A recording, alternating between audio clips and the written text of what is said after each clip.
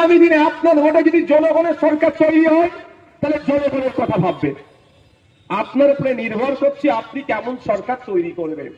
আপনার ইচ্ছায় গিয়েছে আম খাবো, আর আপনি যদি জাম গাছ লাগান আম স্বাভাবিকভাবে পাওয়া যাবে না। আপনার ইচ্ছা হচ্ছে যে আপনি অসুস্থ, সরকারি পরিষেবায় আপনি সুস্থ হয়ে উঠবেন, তাহলে জনগণের সরকার তৈরি করতে হবে। আপনি তৈরি করছেন কয়লা চোরের সরকার, এই জঙ্গলমহলের জমি চোরের সরকার, বাড়ি চোরের সরকার। এই চুরি করতে করতে এখন মৃত মানুষের চোখটাও চুরি করে নিচ্ছে এই সরকারের যারা আছে। তাহলে এই এর থেকে আপনি কি পাবেন আশা করাটাই আমাদের দিতে হবে। ইন্ডিয়ান সেকুলার ফ্রন্ট কি বলছে আপনাদের, আপনারা যদি আমাদেরকে সুযোগ দেন, এই যে গতানুগতিক যে জোড়াতালি দিয়ে চলছে এটাকে আমরা বন্ধ করব। আমাদের লক্ষ্যটাই থাকবে গ্রাম থেকে শহর পর্যন্ত প্রত্যেকটা মানুষের সাংবিধানিক অধিকারকে বাস্তবায়ন করা।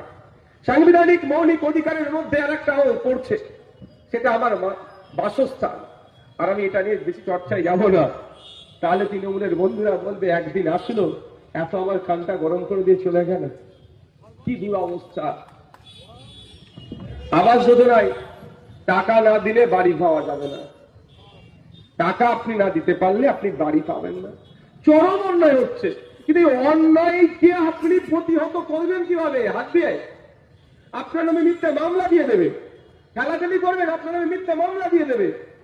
এই অন্যায়কে প্রতিহত করা যায় সহজ সব থেকে পন্থা হচ্ছে সংবিধান প্রতি 5 বছর ছাড়া ছাড়া আপনার হাতে সুযোগ দিয়েছে কি ভোটদানের স্বাধীনতা, আর্টিকেল 326।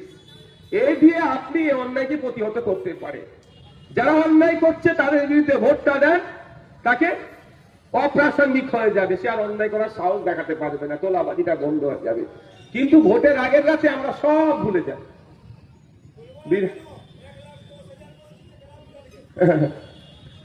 এই যে ভাই বললেন 1,10,000, আমি এই ভাইটা নিয়ে একটা কথা বলবো।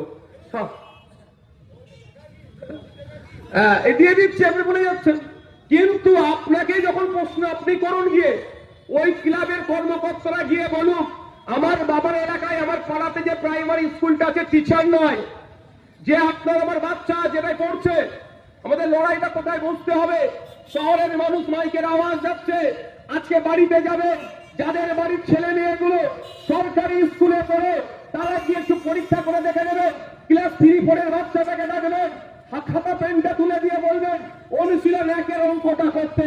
আমি চ্যালেঞ্জ করে যাচ্ছি, 100টা বাচ্চাকে ট্রাই করে দেখবে আপনার আমার বাড়ির বাচ্চা কারা, দলিত, আদিবাসী, মতুয়া, নমশূদ্র, কুর্মী, মাহাতো, আদিবাসী, মুসলমান, এই সমস্ত বাড়ির ছেলেরা আমরা আর্থিকভাবে দুর্বল। আমাদের বাড়ির ছেলেগুলো কোথায় পড়াশোনা করে? সরকারি প্রাইমারি স্কুলে পড়াশোনা করে।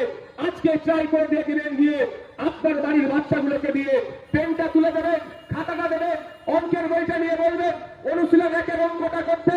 100টা বাচ্চাকে ট্রাই করে দেখবে, 90টা বাচ্চা ফেল করবে।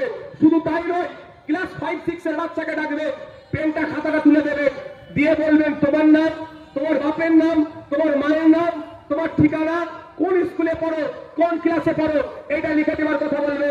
100টা বাচ্চাকে ট্রাই করবে, 90টা বাচ্চা দেখবেন ফেল করবে। কিন্তু দেখুন আপনি যখন ওই ক্লাবের লোকেরাই যদি গিয়ে বলে, ওই দুর্গা উৎসব কমিটি যদি গিয়ে বলে, ওই নবী দিবস কমিটি যদি গিয়ে বলে সাহেব আমাদের পাড়ার স্কুলের টিচার নাই, বলবে আচ্ছা দেখ